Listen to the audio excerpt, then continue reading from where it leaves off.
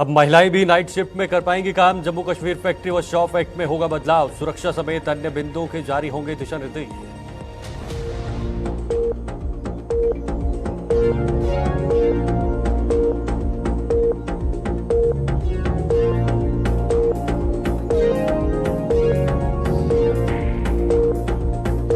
मफलियात में block development officer सुर्खियों में। बीडीओ के खिलाफ भूख हड़ताल का आज दूसरा दिन। भूज प्रशासन के अधिकारी भी मामला नहीं कर पाए शांत।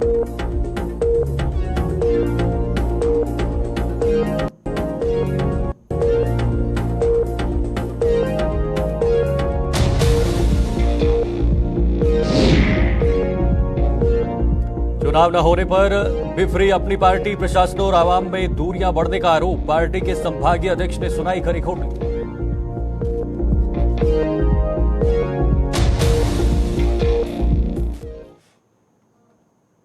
नमस्कार, गुलिस्तान न्यूज देख रहे हैं आप और जम्मू कश्मीर के इस खास बुलेटिन के साथ मैं शीतल शर्मा। शुरुआत कुछ अहम खबरों से करते हैं। दिल्ली और उत्तराखंड की तर्ज पर जम्मू कश्मीर में भी महिलाएं रात के समय काम कर सकेंगी। महिलाओं को पहली बार पुरुषों की तरह फैक्ट्री, शॉपिंग मॉल और सिनेमा थिएटर में काम करने का मौका मिलेगा। इसके लिए प्रशासन जम्मू कश्मीर फैक्ट्री एक्ट और शॉप एक्ट में बदलाव करने जा रहा है। इससे न सिर्फ महिलाओं को नाइट शिफ्ट में काम करने की अनुमति मिलेगी, बल्कि उनकी सुरक्षा समेत अन्य बिंदुओं के लिए भी दिशा निर्देश जारी कर दिए हैं। तो खबर जम्मू से है, जहां पर अब कहीं ना कहीं रात के समय भी महिलाएं काम कर सकती हैं। यानी दिल्ली और उत्तराखंड के तर्ज पर ही जम्मू कश्मीर प्रशासन ने यह महत्वपूर्ण फैसला लिया है।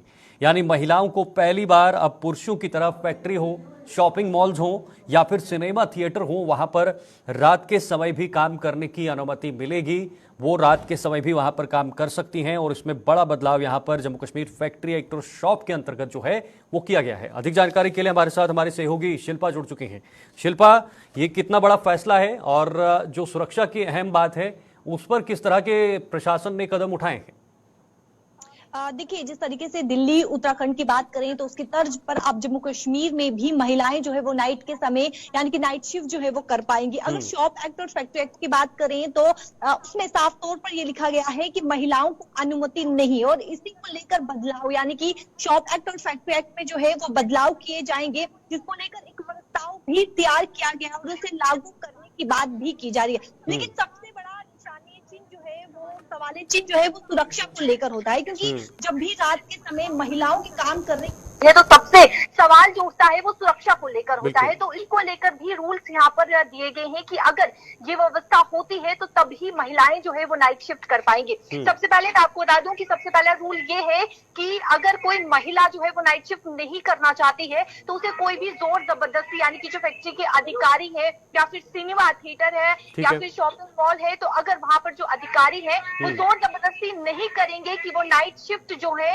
वो करे। साफ तौर पर ये बताया गया है। और दूसरा ये बताया गया है कि अगर महिलाओं के साथ जो है वो बच्चे महिला के साथ अगर कोई बच्चा यानी उनका बच्चा जो है वो साथ में आता है तो उसके लिए एक कक्ष जो है वो तैयार किया जाएगा। महिलाओं के आराम करने के लिए एक कक्ष जो है वो तैयार किया जाएगा। और महत्वपूर्ण ये है कि जब भी नाइट शिफ्ट होगा तो अगर वो फैक्ट्री हो या फिर शॉपिंग मॉल हो या फिर सिनेमा थिएटर हो तो वहां पर 3 महिलाएं रात के समय होना अनिवार्य है। यानी कि 3 महिलाएं होंगी तो तभी महिलाएं जो है वो नाइट शिफ्ट कर पाएंगी। अदरवाइज अगर एक महिला होगी तो उसे जो है यानी कि वो नाइट शिफ्ट नहीं कर पाएंगे, क्योंकि 3 महिलाओं के लिए कहा गया है कि 3 महिलाएं होना काफी ज्यादा अनिवार्य है। महत्वपूर्ण ये है कि अगर महिला जो है वो अनुमति देती है कि वो नाइट शिफ्ट करेगी तो ही वो कर पाएगी। अगर जिस तरीके से जोर जबरदस्ती की बात करें कि अगर कोई अधिकारी जोर जबरदस्ती करता है कि आपको नाइट शिफ्ट करना है और महिला मंजूरी नहीं देती है तो कोई भी जोर जबरदस्ती नहीं करेगा। ये व्यवस्था की यहाँ पर बात की गई है, यानी कि रूल्स की जो है बात की गई है। और सबसे महत्वपूर्ण ये है कि जो गाड़ी की यहाँ पर बात की गई है कि घर से यानी कि लेने और घर तक छोड़ने जो मतलब पिक एंड ड्रॉप की व्यवस्था भी रखी जाएगी, ऐसा भी इसमें रखा गया है जी। तो क्या आपको लगता है जो शॉपिंग मॉल्स के मालिक हैं, ऑनर्स हैं या दुकानों के मालिक ऑनर्स हैं, वो इन रूल्स को फॉलो करेंगे? अगर नहीं करेंगे तो उनके खिलाफ भी कोई इस तरह का प्रावधान रखा गया है? अगर नहीं करेंगे तो सजा भी दी जाएगी या कोई ऐसी बात निकलकर सामने आई है? देखिए, अभी तक इसको लेकर कोई भी जानकारी सामने नहीं आई है, लेकिन व्यवस्था रूल्स जो है वो दिए गए हैं और साफ तौर पर ये कहा गया है कि जो व्यवस्था महिलाओं के लिए बनाई गई है, यानी कि पिक एंड ड्रॉप की, कक्ष की और साथ ही साथ जो रूल्स बनाए गए हैं उसे फॉलो करना अनिवार्य है। लेकिन अगर फॉलो नहीं किया जाता है तो उसको लेकर यानी कि कोई दंड या फिर कुछ ऐसा, कोई भी अभी तक ऐसी जानकारी जो है वो सामने नहीं आई है, क्योंकि एक प्रस्ताव जो है वो फिलहाल तैयार किया गया है और उसको लागू करने की यहाँ पर जो है वो बात की जा रही है। और उन महिलाओं के लिए खास तौर पर ये काफी ज्यादा खुशखबरी की बात है जो महिलाएं जो है वो रात के समय काम करना जो है वो पसंद करती है। ठीक है, उनके लिए खुशखबरी है। क्या आपको लगता है कितना मुश्किल ये प्रशासन के सामने एक बड़ी चुनौती रहेगी? क्या प्रशासन इससे पार कर पाएगी? ये जो आपने बातें कही हैं कि महिलाएं अब कहीं ना कहीं रात को कार्य कर सकती हैं, प्रशासन के सामने अगर सीधे तौर पर देखा जाए तो कितना बड़ा ये चैलेंज रहने वाला है आने वाले समय काफी ज्यादा ये चुनौती रहने वाली है, क्योंकि सबसे महत्वपूर्ण सुरक्षा है। महिलाओं की अगर सुरक्षा होगी तो तभी महिलाएं जो है वो रात के समय यानी कि नाइट शिफ्ट कर पाएंगी। तो काफी ज्यादा ये चुनौती जम्मू कश्मीर प्रशासन के लिए रहने वाली है, क्योंकि जिस तरीके से व्यवस्था रूल्स की यहाँ पर बात की गई है, तो रूल्स को फॉलो करना और रूल्स को फॉलो करवाना कहीं ना कहीं प्रशासन के लिए काफी आने वाले समय में चुनौती रहने वाली है। अगर इस प्रस्ताव को जो है यानी कि लागू किया जाता है तो कहीं ना कहीं जम्मू कश्मीर प्रशासन के लिए काफी ज्यादा चुनौती रहने वाली है। ठीक है शिल्पा, बहुत बहुत शुक्रिया आपका तमाम जानकारी साझा करने के लिए। तो आपको बता दें, अब महिलाओं को भी रात को काम करने की अनुमति दी गई है। उसके लिए अब बहुत जल्दी ये प्रावधान जो है लागू हो जाएगा। देखना होगा किस तरह से प्रशासन इसको संभाल पाएगी। फिलहाल अब आगे बढ़ते हैं, अगली खबर का रुख करते हैं। सुरनकोट के बफलियाज में ब्लॉक डेवलपमेंट ऑफिसर यानी बीडीओ सुर्खियों में बने हुए हैं। बीडीओ के खिलाफ लोगों द्वारा शुरू की गई भूख हड़ताल का आज दूसरा दिन है। ये लोग बीडीओ परिसर में भूख हड़ताल पर बैठे हुए हैं। पुंछ प्रशासन के उच्च अधिकारी अभी तक लोगों को शांत नहीं कर पाए हैं। आखिर बफलियाज के बीडीओ से क्यों खफा हैं लोग, इस पर भी हम जानकारी लेंगे। लेकिन उससे पहले ये तस्वीरें आपको बफलियाज की दिखा रहे हैं, जहां पर आज बीडीओ के खिलाफ भूख हड़ताल का दूसरा दिन जारी है। और ये तस्वीरों में आप साफ तौर पर देख सकते हैं लोग किस तरह से वहां पर गुस्से में हैं, आक्रोश में हैं। और ये बीडीओ यानी ब्लॉक डेवलपमेंट ऑफिसर के खिलाफ जो है ये गुस्सा यहां पर प्रकट हो रहा है, ये गुस्सा यहां पर जाहिर हो रहा है। बीडीओ के खिलाफ लोगों द्वारा शुरू की गई भूख हड़ताल का आज दूसरा दिन है और ये लोग बीडीओ परिसर में भूख हड़ताल पर बैठे हैं, वहीं पे उन्हीं के ऑफिस में यहां पर बैठे हुए हैं। और हालांकि अभी तक पुलिस प्रशासन की तरफ से कोई ऐसा कदम या फिर लोगों को शांत करने के लिए कोई ऐसा कदम नहीं उठाया गया है, उनकी तरफ से शांत नहीं करवाया गया है, यानी लोगों को अभी वो जो है सहमत नहीं कर पाए हैं। पूरी जानकारी लेंगे, आकाश मलिक हमारे संवाददाता जुड़ गए हैं। आकाश, आखिर वजह क्या है कि इन लोगों को बीडीओ के खिलाफ जो है उनके कार्यालय पर इस तरह से बैठना पड़ रहा है? जी, मैं आपको बताता चलूं, ये जो है बफलियाज ब्लॉक में बीडीओ बफलियाज के खिलाफ जो है हंगर स्ट्राइक पे बैठ चुके हैं बफलियाज के लोग। पंचायत ए के और एक सरपंच बफलियाज ए से भी बात हुई है अभी, और उसका कहना है कि बीडीओ बफलियाज जो है लोगों के काम नहीं करते। उसके साथ साथ काफी सारे पेंडिंग जो काम भी पड़े, उसके साथ साथ कुछ बाथरूम्स हैं, जो वॉशरूम्स हैं, उनकी पेमेंट भी नहीं हुई। तो उनका साफ लफ्जों में यही कहना है कि बीडीओ बफलियाज को यहाँ से ट्रांसफर किया जाए। जी ठीक है, तो अभी तक क्या प्रशासन की तरफ से कोई रिस्पांस नहीं मिला है वापस? प्रशासन क्या कुछ कर रहा है? पुलिस तो वहां पहुंची है, उसके साथ साथ सिविल एडमिनिस्ट्रेशन भी वहां पे पहुंची, उनसे बात करने की कोशिश, लेकिन लोगों का सिर्फ तो साफ लफ्जों में यही कहना है कि हमें इस वीडियो को यहाँ नहीं रहने देना, इस वीडियो को यहाँ से ट्रांसफर किया जाए। जी बिल्कुल आकाश, ब्लॉक डेवलपमेंट की बात करें तो लगातार इससे अलग अलग जगहों से ऐसी ऐसी शिकायतें निकलकर सामने आती हैं और ये शिकायतें कभी कम नहीं हो रही हैं बीडीओ के या फिर ब्लॉक ऑफिस के विरुद्ध देखा जाए तो यहाँ पर जो अभी रोष प्रकट हो रहा है, आने वाले दिनों में ये दिशा कहाँ जाने वाली है, लोग क्या कुछ करने वाले हैं, आगे अगला कदम क्या रहेगा? लोगों ने अभी हंगर स्ट्राइक की जो है आज हंगर स्ट्राइक के लिए कहा है और लोगों ने ये भी कहा है कि साफ लफ्जों में कि इस वीडियो को, जैसे मैंने पहले भी बताया, उनकी एक ही मांग है कि इस वीडियो को ट्रांसफर किया जाए, क्योंकि काफी सारी जो पंचायत एक में काफी सारे काम है, उनकी पेंडिंग जो है, पेमेंट्स भी पेंडिंग है, उसके साथ साथ कुछ ऐसे मकान से जिसको डिलीट किए जा रहे हैं। हालांकि अभी वीडियो से बात नहीं हुई, वीडियो से बात करने की कोशिश की लेकिन उन्होंने फोन नहीं उठाया। लेकिन उसके साथ साथ मैं ये भी बताता चलूं कि इस वक्त लोगों की जो एक ही मांग है कि वीडियो बफलियाज को वहां से ट्रांसफर किया जाए। जी नहीं, अगर कार्रवाई नहीं होती है, अगर कोई प्रशासन की तरफ से कदम नहीं उठाया जाता है तो क्या लोग इसी तरह बैठे रहेंगे? आज उस हवाले से बताऊं, लोगों ने अभी यही कहा है कि अभी हम हंगर स्ट्राइक पे, अगर मांग ना, ये हमारी डिमांड पूरी ना की गई तो हम हाईवे भी बंद कर सकते हैं। ये क्योंकि ये जो है श्रीनगर को कनेक्ट करिए, सुरनकोट बफलियाज रोड जो है मुगल शाहरा को कनेक्ट करती है, उसी के बीच में एक बफलियाज जगह आती है जहाँ पे ये बीडीओ ऑफिस है और वहीं पे इस वक्त जो है ये प्रोटेस्ट चल रहा है। जी ठीक है, बहुत बहुत शुक्रिया आपका आकाश, ये जानकारी देने के लिए और लोगों को अपडेट करने के लिए। ये बफलियाज से खबर थी जहां पर बीडीओ को ट्रांसफर करने की मांग लगातार लोग उठा रहे हैं। तो चलिए आगे बढ़ते हैं। अब बात करते हैं, अपनी पार्टी ने आरोप लगाया है कि जम्मू कश्मीर में विधानसभा चुनाव न होने से आवाम और प्रशासन के बीच दूरियां बढ़ती जा रही हैं। ये चुनाव न होने से लोग दरबदर होकर रह गए हैं और पंचायती व स्थानीय निकायों को टालने से भी लोगों में भारी नाराजगी है। सांबा में आयोजित एक कार्यक्रम के दौरान अपनी पार्टी के संभागीय अध्यक्ष मनजीत सिंह ने चुनाव को लेकर सरकार को कटघरे में खड़ा किया है। इस खबर पर भी जानकारी लेंगे, लेकिन कहीं ना कहीं ये बताना आपको बेहद जरूरी है कि अब जो पार्टियां हैं वो भी सक्रिय हो रही हैं। हालांकि आगे 2024 में लोकसभा के चुनाव होने हैं, लेकिन उसके साथ साथ जो यहाँ का विपक्ष है, जो क्षेत्रीय पार्टियां हैं, वो लगातार सरकार से मांग कर रही हैं कि यहाँ पर जल्द से जल्द जो है वो चुनाव करवाए जाएं। और उसको लेकर ये सक्रियता सभी जो रीजनल पार्टीज हैं उनकी काफी ज्यादा बढ़ गई है। अलग अलग जगहों पर बैठकें भी हो रही हैं, मीटिंग्स भी हो रही हैं और लगातार सरकार पर दबाव बनाने की कोशिश की जा रही है कि जल्द से जल्द जम्मू कश्मीर के अंदर जो है वो चुनाव करवाए जाएं। आपको बताना चाहेंगे, अपनी पार्टी ने ये आरोप लगाया है कि जम्मू कश्मीर में विधानसभा चुनाव न होने से आवाम और जो प्रशासन है उनके बीच कहीं ना कहीं दूरियां बढ़ती जा रही हैं। वो लोग जो है वो काम नहीं कर पा रहे हैं, उनके कार्य नहीं हो पा रहे हैं और ये चुनाव न होने से लोग जो हैं वो दरबदर भटक रहे हैं अपने कार्यों को कराने के लिए, लेकिन उनकी कोई सुन नहीं रहा है। ये आरोप जो है अपनी पार्टी ने लगाया है। साथ ही ये भी कहा कि और पंचायती व स्थानीय निकायों को टालने से भी लोगों में भारी नाराजगी है। यानी जो नवंबर दिसंबर में यहाँ पर पंचायती चुनाव होने थे, निकाय चुनाव होने थे, उनको भी अभी टालने की बात की जा रही है। उसको लेकर भी अपनी पार्टी ने यहाँ पर नाराजगी जताई है और आरोप जड़े हैं। हमारे साथ ऋषि खजूरिया जुड़ चुके हैं, हमारे संवाददाता हैं। ऋषि, जरा बताइए, अपनी पार्टी ने अपना रोष प्रकट किया है। उन्होंने कहा है कि विधानसभा के चुनाव जल्द से जल्द करवाए जाएं या फिर पंचायती और निकाय चुनाव जो होने थे इस महीने में वो भी कहीं ना कहीं ना होने की अब संभावनाएं निकलकर सामने आ रही हैं। आखिर और क्या क्या रहा अपनी पार्टी की इस बैठक में?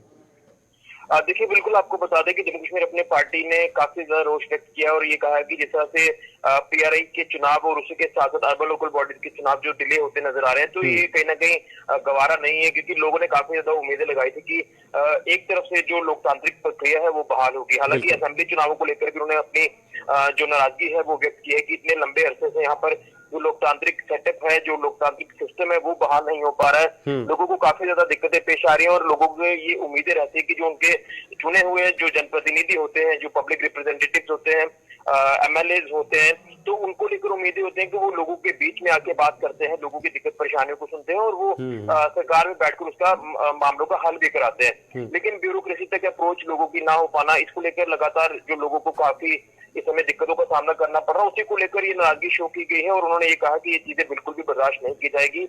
लिहाजा जो इस समय लगातार एक चिंता का विषय तमाम इश्यूज को लेकर बना हुआ है, चाहे वो एम्प्लॉयमेंट को लेकर बात करें। हालांकि जम्मू कश्मीर प्रशासन ने ये एक बड़ा दावा किया है कि एक बड़ा बम्पर जो धमाका होने वाला है, जो यहाँ पर काफी ज्यादा वैकेंसी जो वो अब फुलफिल होंगी जल्दी से जल्दी। तो ये एक उम्मीद बंदी जरूर है, लेकिन एक लंबे अरसे से यहाँ पर अनएम्प्लॉयमेंट का जो सामना यहाँ के यूथ ने किया है, इसी के साथ टूल जैसे बर्निंग इश्यूज को लेकर बात करें, तमाम दिक्कतें हैं जिसको लेकर आज भी लोगों की अप्रोच प्रशासन तक नहीं हो पा रही है। बिल्कुल ऋषि, भले ही एक तरफ सभी जो पार्टियां हैं वो विपक्ष में एकजुट आवाज में कह रही हैं कि यहाँ पर जल्द से जल्द चुनाव हो, चाहे वो अर्बन लोकल बॉडीज के हों या पंचायती हों या फिर विधानसभा के हों, लेकिन दूसरी तरफ केंद्र सरकार की बात करें या बीजेपी जम्मू कश्मीर की बात करें तो उनका कहना साफ है कि जम्मू कश्मीर में जो भी चल रहा है स्मूथली चल रहा है, बहुत अच्छा चल रहा है। तो ऐसे में इन दोनों की जो बातें हैं वो कैसे देखी जा सकती हैं? देखिए, राजनीति में ये तमाम चीजें देखने को मिलती हैं। एक दूसरी पार्टी के ऊपर जो आरोप प्रत्यारोप होते हैं वो उसका सिलसिला में देखने को मिलता है। देखिए, भाजपा इस समय केंद्र में सत्ता में है, इसी के साथ साथ तमाम विपक्षी पार्टियां तो ये भी कहते हैं कि जो एलजी प्रशासन है वो भी इनडायरेक्टली देखें तो वो भाजपा का ही है यहाँ पर जो समय सिस्टम चल रहा है। तो भाजपा ये कहती है कि लगातार यहाँ पर काम हुआ है, जो मसले मिसाइल हैं उसको लेकर भाजपा ये मान भी रही है कि ये तमाम दिक्कतें जो है वो अभी लोगों को पेश आ रही हैं। इसलिए बीजेपी यहाँ पर जम्मू कश्मीर की बात करें तो वो ये कह रहे हैं कि जब चुनाव होते हैं तो जब हम सत्ता में आएंगे तो तमाम इस तरह के मसले मिसाइल का हम जो हल है वो करेंगे। लेकिन विपक्ष की बात करें तो वो लगातार हमला बीजेपी के ऊपर कर रहा है कि जो चुनावों का डिले होना ये साफ तौर पर बीजेपी की ये मानसिकता दर्शा रहा है कि बीजेपी को डर सता रहा है कि जो समय हालात जम्मू कश्मीर बने हुए हैं तो उसको लेकर करारी हार जो बीजेपी की हो सकती है। इसी को लेकर ये चुनाव जो है वो टलते नजर आ रहे हैं। हालांकि बीजेपी ने इसको लेकर भी स्पष्टीकरण अपना दिया है कि जो इलेक्शन कमीशन है वो एक इंडिपेंडेंट बॉडी है, ऑटोनोमस बॉडी है, वही चुनाव कराएगी, वही तमाम सिस्टम को जो है वो पटरी पर लाएगी। उसके बाद जो सरकार में जो भी पार्टी यहाँ पर आएगी सत्ता में बैठेगी वो लोगों को जो है वो सहूलियात प्रदान करेगी। उसी को लेकर ये नाराजगी शो की जा रही है कि लंबा अरसा हो चुका है, इतना वक्त नहीं होता। जब किसी यूटी की हम बात कर रहे हैं तो 6 महीने के अंदर अंदर लोकतांत्रिक प्रक्रिया बहाल होनी चाहिए, लेकिन 5 सालों का समय जो वो पूरा हो चुका है। तो एक बड़ा लंबा अरसा है। लोग इसलिए चाह रहे हैं कि अपना जो चुना हुआ नुमाइंदा है वो सामने आए, उन लोगों की दिक्कत परेशानियों का हल करे। इसी को लेकर अपनी नाराजगी अपनी पार्टी ने शो की है। यहाँ पर पूर्व मंत्री मंजीत सिंह ने एक बैठक की है। बैठक में तमाम पार्टी के नेताओं को यहाँ बुलाया और पार्टी को किस तरह से मजबूती प्रदान करनी है उसको लेकर भी बात की गई। लेकिन इस समय मेन फोकस इसी के ऊपर है कि जल्द से जल्द चुनाव जो है जम्मू कश्मीर में होने चाहिए। लेकिन आपको बता दें शीतल की, जिस तरह से पार्लियामेंट्री चुनाव होने हैं तो पार्लियामेंट्री चुनावों को लेकर इस समय तमाम जो पार्टियां अपनी कमर कसे हुए हैं, लेकिन ऐसा लगता नहीं है कि पार्लियामेंट्री चुनाव से पहले जम्मू कश्मीर में इस तरह का कोई ऐसा डेमोक्रेटिक प्रोसेस जो है वो हो पाएगा। तो आपको लगता है जो दबाव बनाया जा रहा है ये काम कर पाएगा विपक्ष का? देखिए, लगता नहीं है।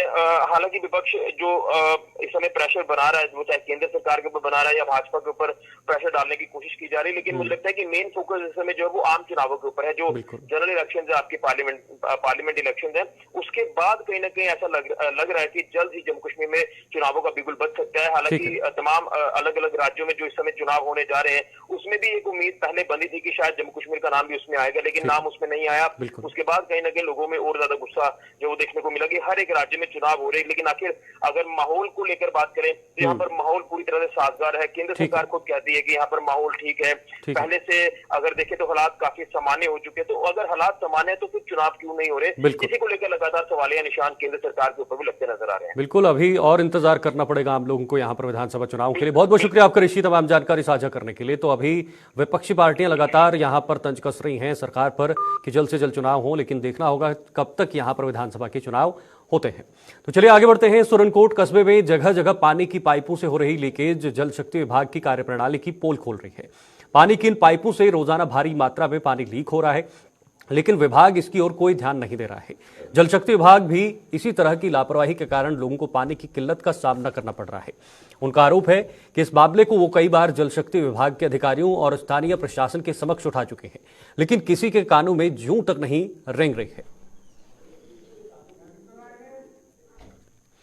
तो ये आपको बता दें खबर सुरनकोट से, जहां पर जगह जगह जो पानी की पाइपें हैं वो लीक हो रही हैं और उससे कहीं ना कहीं जल शक्ति विभाग की जो पोल है वो भी खुल रही है। साफ तौर पर तस्वीरों में आप देख लीजिएगा किस तरह से भारी मात्रा में पानी जो है इन पाइपों से लीक हो रहा है और कितना पानी जो है यहाँ पर जाया हो रहा है, कितना पानी बर्बाद हो रहा है, जिसको लेकर अब ये जो कहीं ना कहीं है ये सीधी सीधी लापरवाही जल शक्ति विभाग पर आती हुई दिखाई दे रही है। आकाश मलिक हमारे साथ एक बार फिर जुड़ चुके हैं, हमारे संवाददाता। आकाश, पाइपों का पानी पूरी तरह से बर्बाद हो रहा है, आखिर जो जल शक्ति विभाग है वो कहाँ सोया है और इस पर क्यों कार्रवाई नहीं की जा रही है?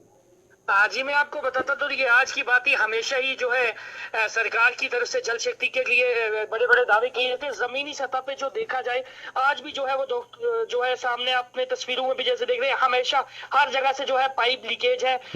इस वक्त तहसील सुरनकोट की बात करें, सुरनकोट में जो है पानी की इस वक्त बहुत ज्यादा दिक्कत है। ओवरऑल सिचुएशन देखें, इसकी बड़ी वजह यह है कि man line system, zero line system, जो जीरो लाइन सिस्टम जिस चीज को जहां से मोटर शुरू होती है वो 1980 या 1970 से पहले की मोटरें लगी हुई हैं। आज भी जो है वो पुरानी मोटरें हैं जिसमें एक दिन अगर मोटर खराब होती है तो यहाँ से मोटर जम्मू जाके रिपेयर होती है। और उसकी बड़ी वजह ये है, लोगों ने ये मांग की है कि रिपेयर सर्विस स्टेशन यही होना चाहिए। अगर ये जीरो लाइन सिस्टम को चेंज करते हैं, सुरनकोट एक ऐसी तहसील है जहाँ नेचर रिसोर्स है, पानी की कोई कमी नहीं है, लेकिन लोगों को मुहैया करने के लिए जो है सिस्टम को चलाने की जरूरत है, जिस पर डिपार्टमेंट एक बार फिर से जो है फेल होता हुआ नजर आया। जी साहिल, बिल्कुल, बहुत सारा पानी, हजारों लीटर पानी जो है वो यहाँ पर जाया हो रहा है और इससे कहीं ना कहीं आम लोगों को भी दिक्कतें हो रही होंगी।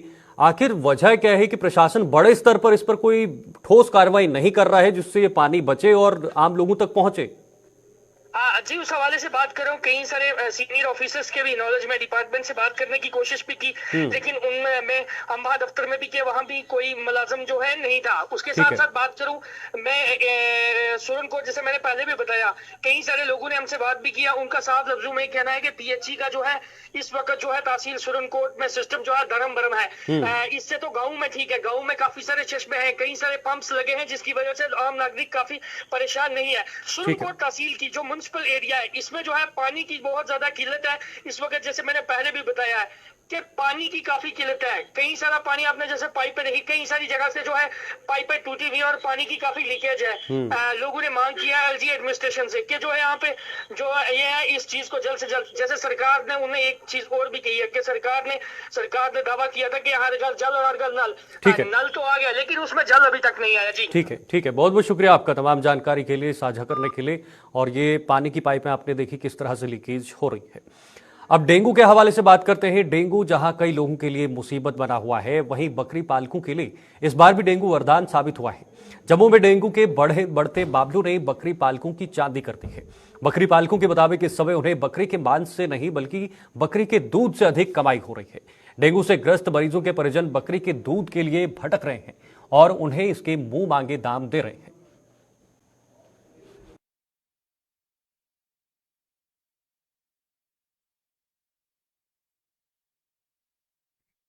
हमारी मांस वाली दुकान भी है, हमने बहुत सारी बकरियां रखी हुई हैं, सही है।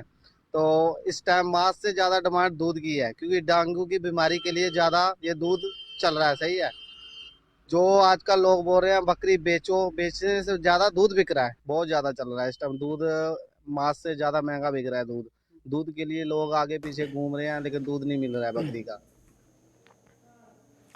इधर अखनूर कस्बे के पुराने पुल से पुन्नू चौक तक सड़क को चौड़ा करने का काम अधर में लटकने से स्थानीय लोगों में भारी रोष नजर आ रहा है। लोगों के मुताबिक यह काम सिर्फ कामेश्वर मंदिर तक ही पूरा हो पाया है। वहीं सड़क के बीचों बीच डिवाइडर तक बनाया जा चुका है, लेकिन यह काम आगे नहीं बढ़ पाया है और कस्बे के बाहरी मार्ग पर भारी अतिक्रमण होने के कारण यहां आए दिन जाम लगा रहता है। वहीं पीडब्ल्यूडी के एग्जीक्यूटिव इंजीनियर राहुल कुमार डोगरा ने बताया कि यह काम 2 किलोमीटर तक पूरा हो। मैं बहुत इस बात की सराहना करता हूं, आप लोग का अभिनंदन करता हूं। आज से 9 वर्ष पूर्व हम पूर्व की सरकारों को देखें, उस समय जिस प्रकार का एक माहौल था, उस माहौल में एक निराशा का वातावरण था, एक अवसाद का वातावरण था। भाई भतीजा के नाते गिने चुने लोगों को लाभ मिलता था, बिचौलिए काम करते थे, जाति और वर्ग इस नाते से बोलबाला रहता था। लेकिन आज हम लोगों ने वो सारी चीजें पलटी हैं। देखा जाए तो आज भी वो बाज नहीं आ रहे उन बातों से। जातिगत पॉलिटिक्स आज भी करते हैं। अभी हमने देखा होगा उप मुख्यमंत्रियों का शोषा सब पार्टियों ने छोड़ रखा है। हम आएंगे, इतने उप मुख्यमंत्री बनाएंगे, इस जाति में से बनाएंगे, हम आएंगे इस जाति में से बनाएंगे। भाई बड़े जातियों का खेल इस देश की जो एक बहुत बड़ी आस्था हमारी लोकतंत्र में है, उस लोकतंत्री आस्था को बिगाड़ा है उन्होंने। बिगड़ी व्यवस्था को ठीक करने के लिए देश के प्रधानमंत्री जी ने भी आह्वान किया है, हम भी उस पर चलते हैं कि वो अपने हिसाब से जातियों पर चलते होंगे, लेकिन जातियों पर हम भी चलेंगे। उनकी जातियां परंपरागत रूप से जैसे लोग बंधे रहते हैं, वोट बैंक के नाते उपयोग करते हैं, वो करते हैं। लेकिन हमने समाज को एक सूत्र में बांधते हुए और अगर थोड़ा अंतर किया है तो 2 जातियों में किया है, एक अमीर जाति है, एक गरीब जाति है। हम इस गरीब जाति की कठिनाइयां, समस्याएं, इनकी जरूरतें, इनको पूरा करने के लिए सरकार क्या कर सकती है, हमारी प्राथमिकता है। भाइयों बहनों, हमने आते ही योजनाएं बनाई थी, टेक्नोलॉजी का सहारा लिया, आईटी का सहारा लिया, ई गवर्नेंस के नाते से हमने लोगों की समस्याओं को आखिरी आदमी तक पहुंच करके हमने पकड़ा। हमने कभी बिचौलियों के सहारे आपके साथ संबंध नहीं बनाया। हमने कभी नहीं कहा कि दौड़ दौड़ कर छोटी बड़ी समस्या को लेकर के आप चंडीगढ़ के चक्कर काटो या दफ्तरों के चक्कर काटो। हमने उन दस्तावेजों से, उन दरखास्त से, उन दफ्तरों से दर की दरकिनार करने का जो आप लोग काम करते थे, उससे निजात दिलाई है। भाइयों बहनों, सब चीजें सरकार आपके पास पहुंचेगी। प्रोएक्टिव होकर के हमने वो सब काम किए हैं। इसलिए इस काम के नाते से जो हमने सारे काम किए, उसके लिए निश्चित रूप से मैं कहूंगा कि हरियाणा का समाज हमने इसका एक स्वाभिमान जगाने का काम किया कि हम सब हरियाणवी हैं हमारी जातियां जहां काम आती हैं वहां करेंगे, लेकिन प्रदेश के नाते, देश के नाते हम जो कि प्रदेश सरकार चलाते हैं, तो प्रदेश के साथ सबको जोड़ने के लिए हमने कहा हरियाणा एक, हरियाणवी एक। 9 साल पहले कहा था, 9 साल पहले कहा था, आज उसको साकार कर रहे हैं। हमने इतना बड़ा ये जो महासम्मेलन का आयोजन किया है केवल उसी बात का दर्शन कराने के लिए कि अंतिम का उदय, गरीब का उदय। कभी कभी हमको लोग कहते हैं आपने ये शब्द जो है बड़ा कठिन चुना है, अंत्योदय। हम लोगों से पूछते हैं आपको ये सुविधा मिल रही है? मिल रही है। पेंशन टाइम से मिल रही है? मिल रही है। राशन कार्ड बन गया? मिल गया। आयुष्मान का लाभ मिल रहा है। फिर किसी को मुआवजा मिला कि नहीं मिला? मिला। जितनी योजनाएं सबका लाभ मिला। और ये अंत्योदय तो है कि अंत्योदय ही पता नहीं हमको क्या है। भाइयों बहनों, इसको सरल शब्दों में समझना हो तो ये गरीब का उदय, अंत्योदय माने गरीब उदय। गरीबों को कैसे आगे बढ़ाया जाए। कांग्रेस ने हमेशा नारे दिए, गरीबी हटाओ, कभी 4 सूत्री कार्यक्रम, कभी 20 सूत्री कार्यक्रम। मैं कहूंगा इन गरीबों के साथ 420 भी करते रहे, वो 4 सूत्री 20 सूत्री 420 का खेल खेलते रहे, लेकिन अब उनके भौरे में चक्र में नहीं आएंगे, जनता नहीं आएगी, ऐसा मेरा विश्वास है। हम पूछेंगे आपने हमारे शासन से पहले 10 साल में क्या किया था, या जो अन्य पार्टियां भी जब भी सत्ता में रही होंगी क्या करते थे। जनता को लूटते और साथ में कूटते भी थे। लूटने और कूटने का काम वो करते थे। भाइयों बहनों, हम बड़े प्रेम से, सहानुभूति से एक दूसरे के साथ श्रद्धा बनी रहे। और मैं अगली बात कहूंगा, मैं हरियाणा की 2 करोड़ 80 लाख लोगों को अपना परिवार मानता हूं। परिवार के नाते हम काम करते हैं। मित्रों, भाइयों बहनों, ये मेरा परिवार है।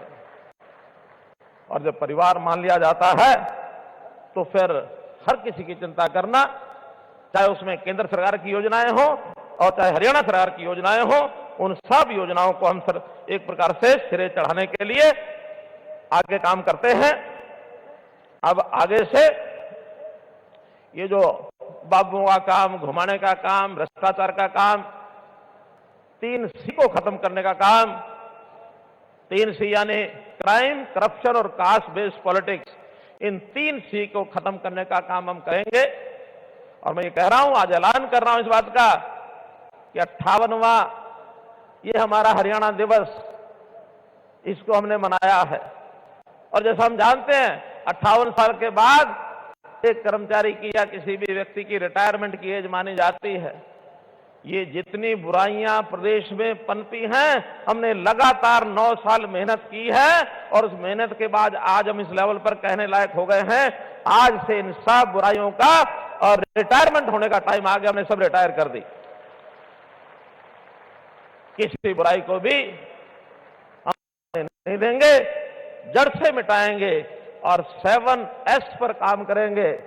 7S, शिक्षा, स्वास्थ्य, सुरक्षा, स्वावलंबन, स्वाभिमान, सुशासन और सेवा। ये 7S हैं जो जनता आएंगे। उनके लिए शिक्षा, स्वास्थ्य, सुरक्षा, स्वाभिमान, स्वावलंबन, सुशासन और सेवा, इस नाते से 7S पर काम करेंगे। और जनता का जो खजाना है, सरकारी खजाना, इस गरीब जनता के लिए खोल के रखेंगे, कभी कोई कमी नहीं आने देंगे। मित्रों, भाइयों बहन, बहुत सी योजनाओं का जिक्र प्रेजेंटेशन में हुआ है, उसकी चर्चा मैं नहीं करूंगा। मैं तो इतनी बात कहूंगा कि हमारा भविष्य कैसे सुधरे, कैसे हम आगे अपने जीवन की कठिनाइयों के बंधन को तोड़ करके आगे बढ़े। सरकार हमेशा के लिए तैयार रहे।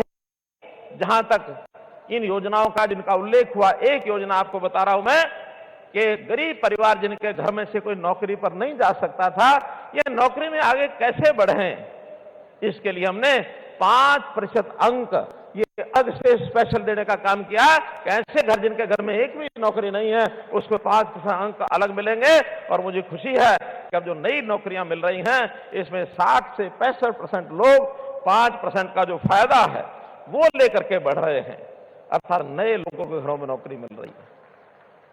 ये जो पर्चियां खर्चियां ये लेकर के जो चलते थे वो जमाना लद गया, खत्म हो गया। अब किसी को अप्रोच करने की जरूरत नहीं है, किसी को पैसा देने की जरूरत नहीं है। आप केवल अपने बालक की पढ़ाई, उसको योग्य बनाओ, टैलेंटेड होगा। और अगर परिवार में नौकरी नहीं है तो थोड़ा सारा 5 नंबर का हम भी लगा देंगे कि आपका परिवार भी इस रेखा में से निकल जाए, आगे बढ़ जाए। हमने बहुत सी योजनाएं बनाई हैं।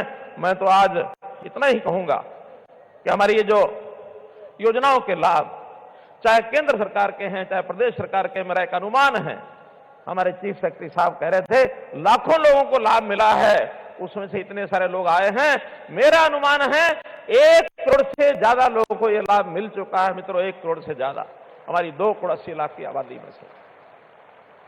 आज तो एक वानगी है जो बार बार हमको कहते हैं कि आपने ये जो आईटी टेक्नोलॉजी, ये जो पोर्टल बना दिया, परिवार पहचान पत्र बना दिया, हम आएंगे तो खत्म कर देंगे।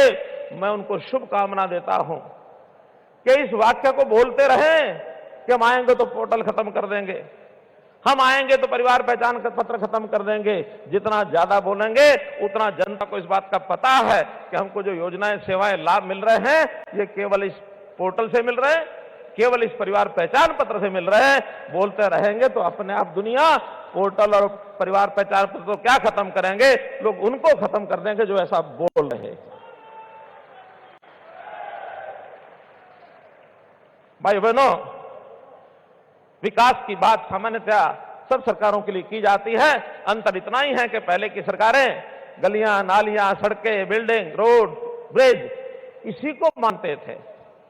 ये काम करने जरूरी है, हम भी कर रहे हैं और उनसे ज्यादा कर रहे हैं। लेकिन जनता के जीवन को सरल करना, उनको खुशहाल बनाना, उनको आगे बढ़ाना, स्वाभिमान बढ़ाना, जो गरीब जनता है उसको आगे बढ़ाने का काम ये कभी किसी ने किया नहीं, हम करेंगे। जनता के अंदर खुशी की लहर आए, हैप्पीनेस इंडेक्स इस हरियाणा का कैसे आगे बढ़े, इसके ओर हम काम करेंगे। और निश्चित रूप से इसके लिए बहुत सी हम नई योजनाएं भी बना रहे हैं। एक घोषणा में करके और अपनी बात समाप्त करने से पहले निवेदन करूंगा गृह मंत्री जी से कि अभी जैसे योजनाओं में हम पता है कि लगभग 30 लाख लोगों को हम मासिक पेंशन 2,750 रुपया दे रहे हैं। उसमें वृद्धावस्था पेंशन है, उसमें विधवा बहनों को पेंशन मिलती है, उसमें दिव्यांग बंधुओं को पेंशन मिलती है, कुछ और जो परमानेंट स्थायी बीमारी के नाते से कुछ लाचार लोग हैं उनको मिलती है, 27.5 रुपए मिलती है। हमने अपने घोषणा पत्र के लगभग 95% वायदे पूरे कर दिए हैं। एक 5% जो बचे हैं इस वर्ष के अब शुरू हुआ है, अगला पूरा वर्ष हमारे पास है। लेकिन एक बड़ी घोषणा जो हमने वादा किया हुआ है कि हम इस पेंशन को 2,000 से 3,000 करेंगे। 250 रुपया बचा है। 1 जनवरी से ये योजना 3,000 रुपया इन बंदों को मिलेगी, ऐसी ये घोषणा मैं करता हूं।